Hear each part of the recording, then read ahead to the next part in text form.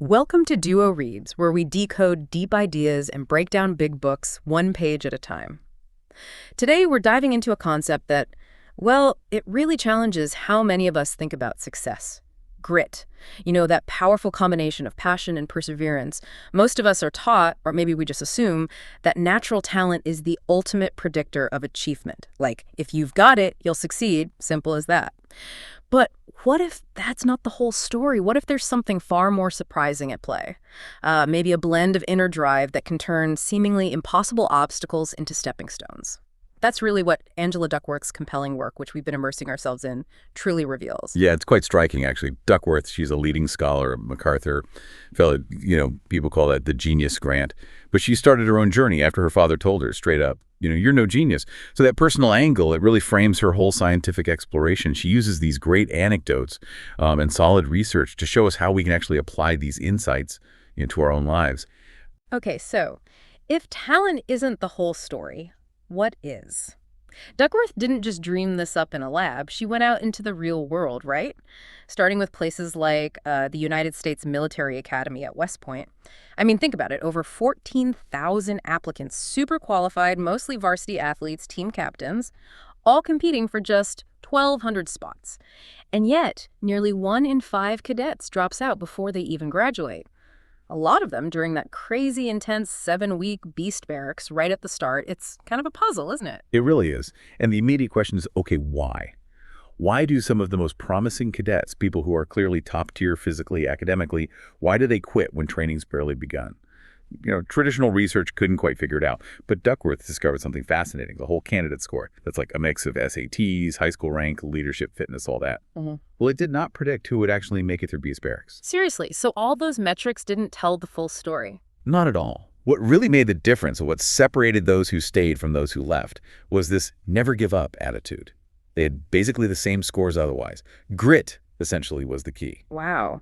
And this wasn't just a West Point thing, right? She found this pattern elsewhere, too. Exactly. It wasn't isolated. She found similar patterns in the Chicago public schools. Grit predicted high school graduation better than other factors. Even things like, how much students said they cared about school or how conscientious they were. She even teamed up with the Army Special Operations Forces, the Green Berets, to study their super tough selection course. And again, grit turned out to be the key differentiator. That really forces you to reconsider our society's, maybe obsession is the right word, with talent. It does. I mean, surveys show Americans say they value effort over talent. Yeah. But subconsciously, subtly, we tend to gravitate towards the naturals. There was this psychologist, Chiao Se, who found that even musical experts, when you probe them indirectly, they favored natural talent, even though they consciously said effortful training was more important. Huh. A hidden bias. Pretty much. We often don't even realize we're doing it. And you see this bias pop up everywhere, right? Not just music or the military, like in the business world, too. Oh, absolutely. Think about that hugely influential McKinsey report, The War for Talent. It basically argued companies succeed or fail based on attracting these A players. Right, I remember that. But then you had journalist Duff McDonald, who called it the war on common sense. He pointed out that many companies McKinsey praised actually faltered later on. Like Enron. Exactly like Enron. That disaster wasn't about a lack of IQ points among employees. It was more about this narcissistic culture where everyone felt pressured to constantly show off their talent. And that kind of environment, well, it discourages long-term learning, actual growth. So hang on, is talent a bad thing then? No, not at all. Talent is great. But being preoccupied with it, focusing only on talent, that can be harmful. Because it risks, as Duckworth puts it, leaving everything else in the shadows. We accidentally send the message that stuff like grit, perseverance, doesn't matter nearly as much. Right. Think about Scott Barry Kaufman's story. He was labeled with a learning disability early on, had low SATs. But he had this fierce determination. He practiced cello, like 8 or 9 hours a day, partly to prove he was intellectually capable. And eventually, degrees from Carnegie Mellon, Cambridge, Yale, his drive completely overcame that initial label. That's incredible. So what's the big takeaway here? How should we think about talent versus effort? This is where Duckworth really flips the script. We usually think, okay, talent plus effort equals skill. Yeah, right? That makes sense. But she shows it's actually a two-step process. Yep. Talent times effort gets you skill. That part's true. Right. But then it's skill times effort again that gets you achievement. Wait, say that again? Talent times effort equals skill. Then skill times effort equals achievement. So effort counts twice. Effort counts twice. Wow. Okay. It builds the skill and it makes the skill productive. Exactly. It literally doubles its impact on the final outcome. That reframes things completely. It really does. And if you look at the bigger picture, greatness usually isn't about some magic gift, some sudden flash of brilliance. There was this study by Dan Chambliss on competitive swimmers, the mundanity of excellence. He found that these amazing achievements, they're really just the sum of countless small, ordinary actions done consistently over years. Mundane, even. Mundane, Oh, yeah. exactly. The best swimmers almost always had supportive parents. Enough money for training, sure, but crucially, thousands and thousands of hours of deliberate practice. Kind of echoes Nietzsche, who urged us to see great people as craftsmen. Yeah. Focus on the serious work, the process, not just the final product. Okay, that's a really powerful way to think about it. So if grit isn't just some fixed trait, if it's so important, the next question is, can we grow it? Can we cultivate it? And that's the exciting part. The answer seems to be yes. Duckworth identifies 4 key psychological assets, sort of components, that make up grit, things we can actually work on. Okay, let's break those down. What's the first one? The first is interest, finding something you genuinely care about. Like, follow your passion. Sort of, but it's more nuanced than that. Duckworth argues passion isn't usually some sudden lightning bolt. It's more like a little bit of discovery followed by a lot of development and then a lifetime of deepening.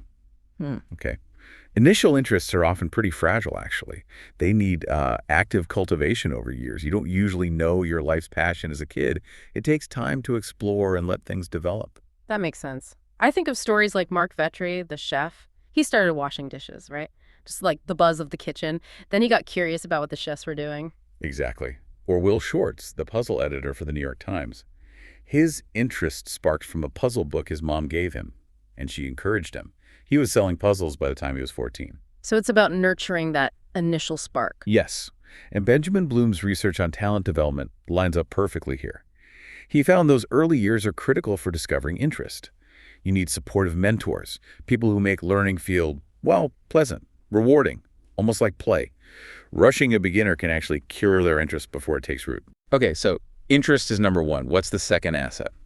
The second is practice, but not just any practice. Ah, right. You mentioned deliberate practice earlier. Exactly. Deliberate practice. This is key. It means setting a specific stretch goal, something just beyond your current reach. Then you give it your full concentration, full effort. You need immediate, useful feedback on how you did. And then you repeat, reflect, refine, repeat, reflect, refine. And Duckworth points out many people do basically 0 hours of this. Precisely 0 hours of daily deliberate practice, yeah. People might work hard, put in hours, but often without that focused, goal-oriented, feedback-driven structure. It's easy to just go through the motions. Guilty as charged sometimes. Anyway, so it's about the quality of the practice? Yeah. Totally. Quality over sheer quantity. There's an Olympic rower, Mads Rasmussen, who was amazed by how many hours a Japanese team practiced. But he stressed, it's not hours of brute force exhaustion you're after. Or Noah Kageyama, he teaches at Juilliard, played violin since he was 2. But he says he didn't really practice deliberately until he was 22, and when he did, his progress just took off. Wow. So all those effortless performances we see. They hide hours and hours of challenging, mistake-filled, deliberate practice that nobody ever sees. Which brings up that interesting tension again. Is it all painful grind, or is there joy in it? You mentioned Duckworth set up a debate between Anders Ericsson, the deliberate practice guy, and Miele Csikszentmihalyi, the flow guy. Yeah, it was almost like 2 sides of a coin. Yeah. Ericsson emphasizing the arduous, focused effort needed for improvement. Csikszentmihalyi describing that feeling of effortless absorption, being in the zone. So how did they reconcile that, or did they? Well, Duckworth's own research seemed to find a balance. Deliberate practice is mostly for preparation. It's often hard, requires intense focus, not always enjoyable in the moment. Flow, on the other hand, is more common during performance, when you're applying skills you've already honed. Ah, okay, so they serve different purposes. Right. Think of Rowdy Gaines, the Olympic swimmer. He admitted, I never really enjoyed going to practice. I hated practice. But he had this deep overall passion for swimming. He put in the grueling work, swimming unimaginable distances for a race that lasts less than a minute. The practice wasn't flow. The race might have been. So getting better feels good in one way. Performing at your peak feels good in another. Exactly. Both are positive experiences, just different kinds. Okay, so we have interest, and we have deliberate practice. What's the third psychological asset? The third one is purpose. This is about connecting your efforts to something bigger than yourself, a sense that your work matters to others. So it's not just about personal achievement. Right. Gritty people, Duckworth found, are significantly more likely to be motivated by a desire to contribute to the well-being of others. It often develops after interest and practice are established. Like Aristotle's idea of eudaimonic happiness, living a meaningful life that benefits the community. Precisely. It contrasts with just seeking pleasure or hedonic happiness. And Amy Wrzlewski's research on work fits right in here. She found people tend to see their work as either a job, just for the paycheck, a career for advancement, or a calling, something intrinsically fulfilling and connected to a larger purpose. And a calling isn't tied to a specific profession, right? Not at all. That's the fascinating part. It's about how you subjectively see your work. A janitor could absolutely see their work as a calling, creating a clean, safe space for others, just as much as a doctor or a CEO might. It's about the meaning you find in it. Okay, but how do you find that purpose? It can feel pretty elusive sometimes. It definitely can take time. Think of Michael Bain, a professor. He was interested in mindfulness personally for years. It took time for him to connect that interest with the purpose of helping his patients lead healthier lives through mindfulness. When those two things, interest and purpose, finally clicked together, that's when he felt he was really doing what he was meant to do. So it can be a process of integration. Very much so. Duckworth herself had a similar kind of aha moment.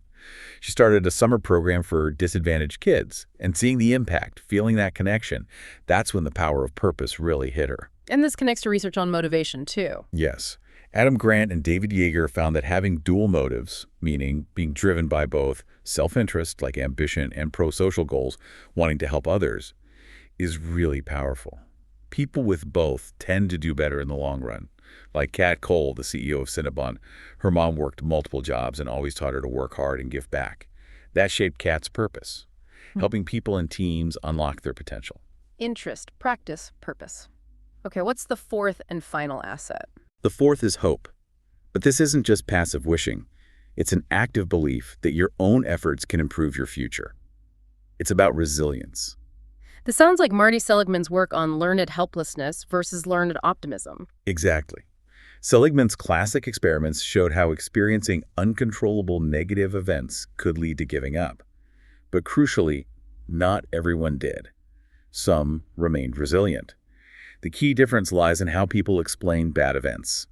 Optimists tend to see setbacks as temporary and specific. I didn't prepare well for this test. Pessimists see them as permanent and pervasive. I'm just bad at everything. And this impacts performance. Hugely. In one study with elite swimmers, the optimists performed just as well, even after researchers lied and told them they'd swum slower than they actually had. The pessimists, given the same false feedback, performed worse on the next try. Wow. So high achievers tend to see failures as learning opportunities, not dead ends. That's a big part of it. They find ways to keep going, which links directly to Carol Dweck's work on growth mindset. The idea that abilities aren't fixed but can be developed. Right. If you believe you can get smarter or better through hard work, the growth mindset, you're likely to be grittier, get better grades, stick with challenges like college. If you believe talent is fixed, the fixed mindset failure feels like a judgment on your innate ability, so you might avoid challenges. And how we talk to kids matters here, right? Praising effort versus talent. Absolutely crucial. Praising effort, you worked really hard on that, fosters a growth mindset. Praising innate talent, you're so smart, Yeah. can actually encourage a fixed mindset, making kids afraid to risk looking not smart. It all connects. It does. And interestingly, Steve Mayer's animal research suggests that overcoming controllable stress, especially earlier in life, can actually inoculate against learned helplessness later. It builds resilience. Basically, challenges you face and overcome where you feel you have some agency really can make you stronger. So practically speaking, what can you do to cultivate this kind of hope? Well, practicing optimistic self-talk is one thing. Notice how you explain setbacks to yourself. Try to frame them as temporary and specific. Psychologist Rhonda Hughes even suggested tweaking a grit scale item to say, setbacks don't discourage me for long, I get back on my feet. Acknowledging the difficulty, but emphasizing the recovery. And asking for help. Yes. Asking for help is a sign of strength, not weakness. It's a vital strategy for maintaining hope when you hit obstacles. Okay, so those are the four assets: interest, practice, purpose, and hope. Cultivating grit from the inside out. But you mentioned it's not just an internal thing. Right. Developing personal grit doesn't happen in a vacuum. It's hugely influenced by the people around us, parents, teachers, coaches, friends, mentors, and by the broader culture we're in. Grit can also be grown from the outside in. How does that work? Let's start with parenting. You mentioned wise parenting. Yes. This challenges the idea that you have to choose between being supportive and being demanding, like tough love, is some kind of middle ground. Wise parenting, or what psychologists call authoritative parenting, is both. Highly supportive and highly demanding. There's no trade-off. It's about warmth combined with clear expectations and boundaries. Can you give an example? Sure. Think of NFL quarterback Steve Young. He had a demanding Mormon upbringing, strict rules, but also incredible parental support. His parents were deeply involved and loving. Yeah. Or Francesca Martinez, the British comedian. Her parents were absurdly cool, let her drop out of school to pursue acting when she was 16. But they also instilled strong principles like sharing, no TV. It was supportive freedom within clear boundaries. So love and limits working together. What about mentors or coaches? Their impact can be huge. Kobe Litka, the CEO of Shopify, often talks about his apprenticeship teacher, Jurgen. Jurgen would mark up Toby's code every morning with unsparing corrections. Toby said it taught him not to tangle my ego up in the code I write, to see feedback, even harsh feedback, as a gift aimed at improvement, not a personal attack. That's a great lesson. And you see it in leadership, too. At West Point, leaders like General Caslin don't just yell. They actively help cadets who are struggling, set up training programs, even run alongside them. Pete Carroll, the Seahawks coach, explicitly said his program is constantly trying to make them more gritty. They create competitive moments, use illustrations, actively coach perseverance. And mentorship doesn't have to be formal, right? Like Cody Coleman's story. Exactly. He didn't necessarily have wise parents in Duckworth's framework, but his older brother was hugely influential, pushing him to aim higher, like for Princeton. And he had a high school math teacher who was incredibly supportive and demanding. Cody's message is really powerful for all of us. You don't need to be a parent to make a difference. If you just care about them and get to know what's going on, you can make an impact. Just showing up for someone. That's really moving. Yeah. So wise parenting, mentorship, what else shapes grit from the outside? Well, Duckworth has this thing she does in her own family called the hard thing rule. The hard thing rule. What's that? Basically, everyone in the family, including the parents, has to pick a hard thing. Something that requires daily deliberate practice. Could be music, sports, coding, anything. The rule has two parts. One, you have to stick with it for a minimum period, like a season or a year. You can't quit just because you had a bad day or don't feel like it. Two, you get to choose your hard thing. And you can pick a different hard thing next time around. So it encourages commitment, but also allows for exploration. Exactly. It teaches follow-through, but acknowledges that interests change.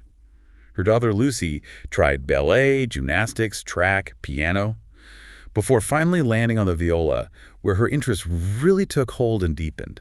It shows that quitting something you don't love to find something you do is okay, as long as you're committed to that process of effort and discovery, not just flitting aimlessly. That sounds like a great family rule. Okay, so parents, mentors, rules. What about the broader culture? That's the final piece, culture.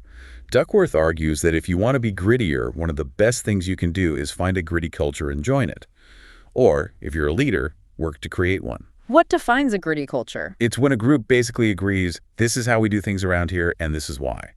There's a shared understanding and reinforcement of values like perseverance, passion, resilience. And can being in that culture actually make you grittier? The evidence suggests yes. Remember Dan Chambliss, the swimming researcher? He observed, the best way to become a great swimmer is to join a great team. It's like a feedback loop. The culture attracts gritty people, and then being in that environment reinforces and enhances their grit. The standards, the norms, the shared struggle, it all pulls you along. Like Finland and Sisu. Exactly. Sisu is this Finnish concept deeply ingrained in their national identity for centuries. It's this blend of bravery, tenacity, determination, the ability to keep fighting when others would quit, and fighting to win. It's not just an individual trait, it's part of the cultural fabric, something they recognize and value in each other. That kind of cultural expectation can be incredibly powerful in shaping individual behavior. Wow.